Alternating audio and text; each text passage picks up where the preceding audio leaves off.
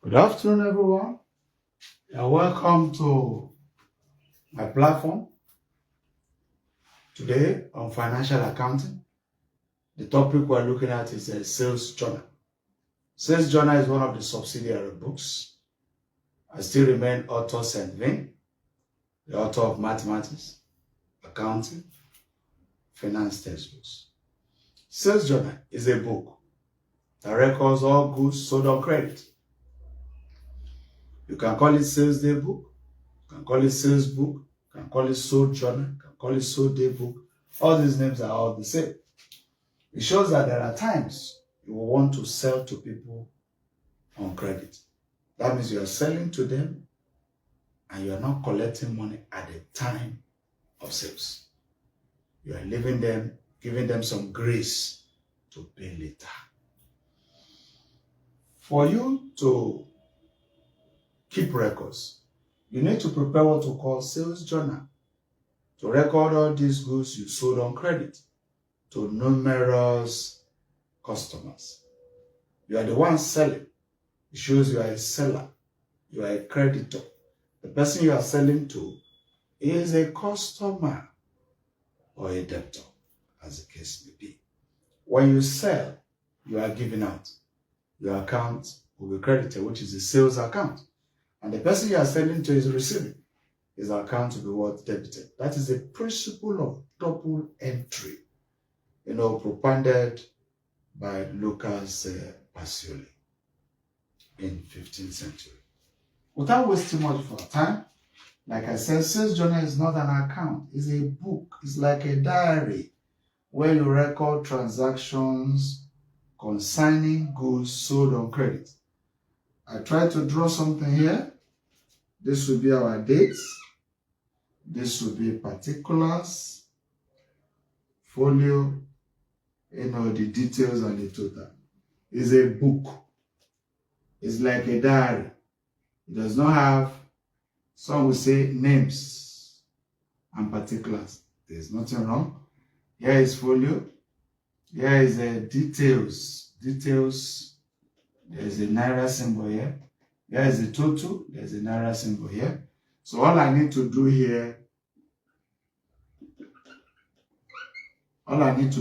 is to write the owner of the account. I'll write Sandy Sales Journal. Sandy Sales Journal. Now that means that Sandy is the seller. Sandy is the one selling to numerous customers. On November 12th, Sandy, the seller, sold to John. That means that John is receiving. All we just need to do is to write the date, November 12th. We'll write John. When we write John, the things that were actually sold to John will be copied in at, bottles of 7-Up at 10 naira each. 8 times 10 will be 80. But because there is no other one to add here, I just go straight and put it here, 80 naira, no cover. I close that transaction. It shows that on November 12th, Sandy, the seller, sold to John goods worth 80 naira. And John has promised to pay later because it was sold on credit. If there are more transactions, I would have added. There can be 3 or 4 transactions, that was sold to goods that were sold to John. On November 20, this same Sandy, the seller, the owner of this account, the supplier, decided to sell again to another person called Olaniyi. Olaniyi is a customer, is a debtor. In this case, what are the things that was sold? 4 bottles. 4 bottles of Maltese at 20 naira each. You multiply 20 times 4. That will also be 80. I put the 80 here because The question has made us to understand that there is a trade discount. So I'm going to less the discount. Trade discount, 10%. Trade discounts. 10% of 80 naira is 8 naira. You subtract, transfer the money to this side, that should be 72 naira, no kobo. You close the transaction like this and add up everything. That will be 152, no kobo. You close it by drawing 2 lines. You close this side. Let's believe that November, at the end of November, let's say 30, that all the goods that were sold on credit is sales account. And it should be credited because Sandy is the one supplying.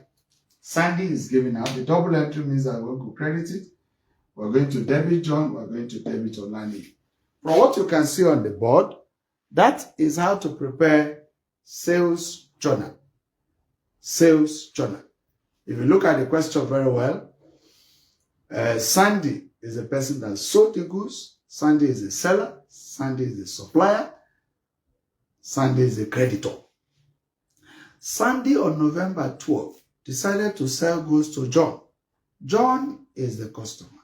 John is a debtor because he's owing, promising to pay at a later date. John is also a customer because he patronizes Sandy on that particular day. On November 12th, we write John, 8 bottles of 7-Up at 10 naira each. 8 times 10 is 80. We'll put the value there. On November 20, this same Sandy, the seller, decided to sell to Olaniyi. And what are the things that was said? 4 bottles of Maltex at 20 naira each. 20 times 4 is 80. And 10% because discount was given for that credit facility. Discount was given to that person. And 10% of 80 naira, 10 over 100 times 80. Or you press your calculator, you have 8 naira. When somebody gives you discount, it's a reduction in cost price. Take away 8 naira from 80, we'll be having 72. That means in the month of November, all the goods that Sandy sold on credit amounts to 80 plus 72, giving us 152. So all the goods, so that's the total sales. Remember, sales is made up of 3 types of transaction. Goods sold on credits, goods sold by cash, goods sold by check. So all these are all sales. Whether it's on credit, whether it's on cash, whether it's on check, by check, they're all sales. So this is what we call sales journal. The question did not stop there. It's a post to the ledger and extract a trial balance. Post to the ledger and extract a trial balance. So that's simple application of double entry. If you look at what I've just told you, we sold to John. John is receiving. John account will be debited. This is our debit side. This is our credit side. So, because we sold to John, John is receiving. We write November 12th. I'll write sales because it's from sales journal. And the amount is 80 naira. We'll close the matter like this. The next one is Olaniyi. Olaniyi account. We'll have credit side. We'll have debit side. November 20. We sold to Olani. Olani is receiving. We write sales. The show is from sales journal. And the amount is 72 naira. We'll close the matter. And there is it. And after that, the next thing is the sales account. This sales account belongs to Sandy. And that means that Sandy is receiving, Sandy is giving out. And for every debit entry here, we'll have November 30. We'll write the word sundry. Sundry means various credit transaction amounting to 152 naira, no kobo. Remember, John account, Olaniyi account, John account, Olaniyi account, sales account represent the ledger. And after posting to the ledger according to the question here, it says you should extract a trial balance. Trial balance, like you know, is a list of all ledger balances. If the ledger is debited, the trial balance remains debited. So this is a sandy trial balance, just to check for arithmetical accuracy. So here is the names of account, not particulars, that's an old story. Names of accounts. And here is folio. Here is our debits. Here is our credits. If the ledger is debited, the trial balance will also be debited. John is debited. Olani is debited, 72. Sales is credited, 152, because sales is income. Incomes are always credited. It has a credit balance. On the same line on your book, you have 152. Ladies and gentlemen, that is all we can take for financial accounting. Today, we've been able to deal with sales journal. If you have any question, you can call the author of Mathematics, Accounting, and Finance textbook for more questions. Put your questions in the comment section. Call for tutorial on financial accounting, cost accounting, and other related subjects like mathematics and so on. God bless you. On that note, we'll continue next time.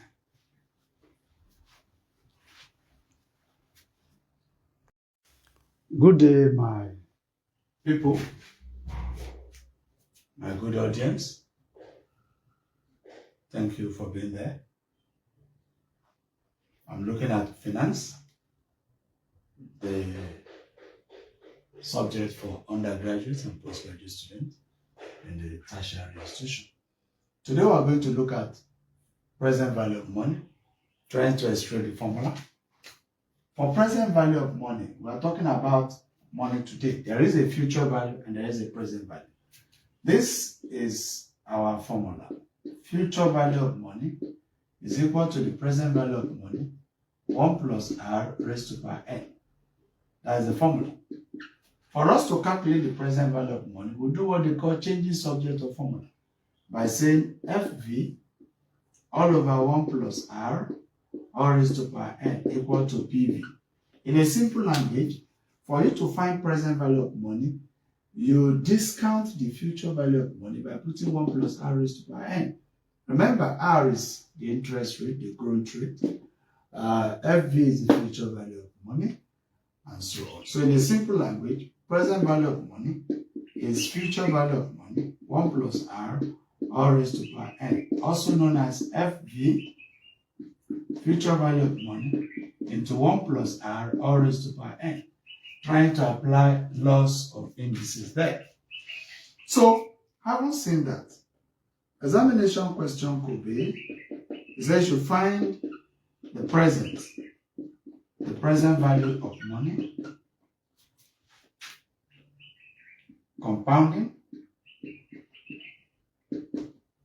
compounding yearly or per annum.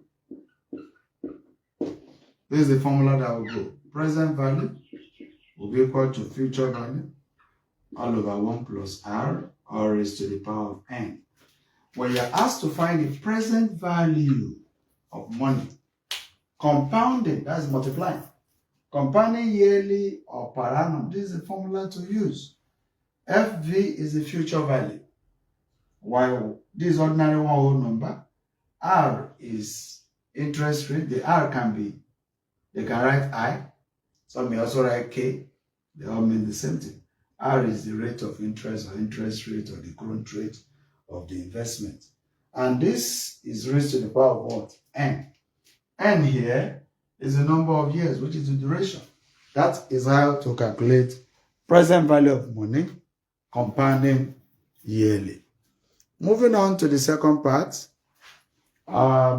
you could be asked to find the present value of money, the present value, compounding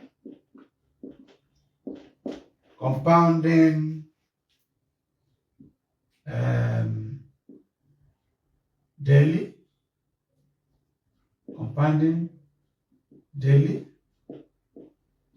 weekly, monthly,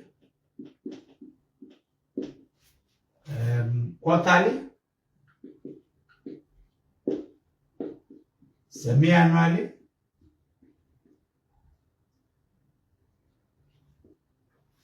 and so on. Our formula will just change a little. PV will be FV, but that R will be divided by M, all raised to the power of NM. That M represents daily, weekly, monthly, quarterly, semi-annually. That means if I'm asked to compound this thing daily means 365 days make a year. So that my M will be 365. Our N still represent number of years which you must have been given. If you are talking about weekly, 52 weeks make a year. If they say it's fortnightly or every 2 weeks, the M will be 26. If they say it's monthly, it's 12 months in a year. That is for real calendar month, not lunar. So here will be 12. If they say quarterly, 4 quarters make a year. So that means my M in that case, if I'm referring to quarterly, will be 4. And if it is semi-annually, that is twice a year. That means the interest will be paid twice a year. So my M will be 2. And that is how to solve the question. Finally, if I'm asked to find the present value of money, compounding continuously.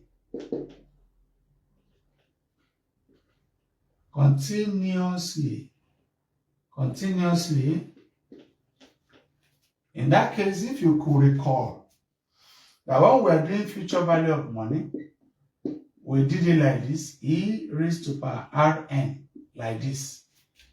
So for this one, our present value of money will be equal to future value all over E